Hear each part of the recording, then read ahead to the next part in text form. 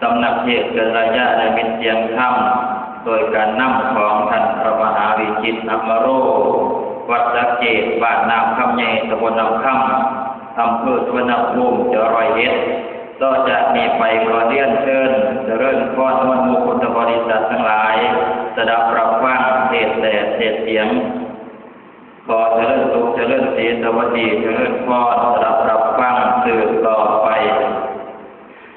บัดนี้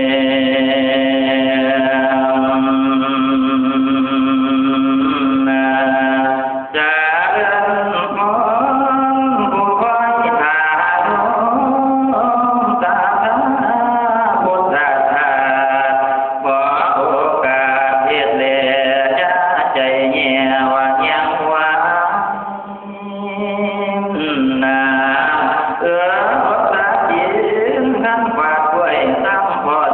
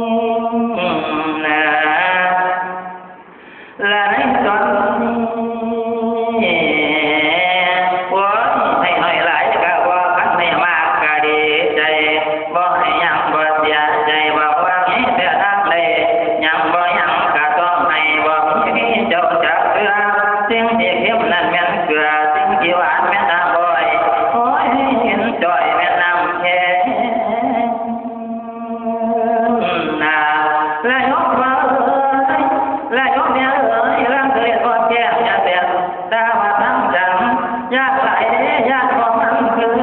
กะทิดอกที่ดอกที่หอนเสียงบ่บ่เอาใจบ่ยาวทั้งบางครั้งกะบ่เบาบ่จะเสียงยังสาวยาวเบาทั้งกี่ลายดอกใบหน้าบาดหน้าดี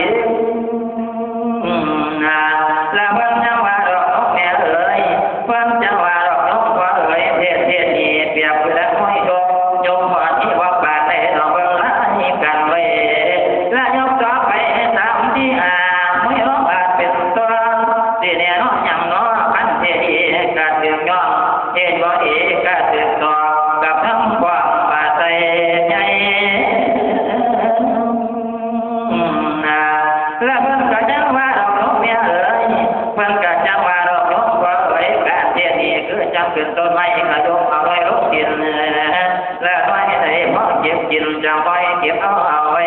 น้อยบ่ดีก็อย่าให้เอาไปเลยสิสุนเฝ้าจังแห่งคนเน่ากินแล้วเกิดโรคร้อนให้มองสิ่งดอกเบิ่งผู้นา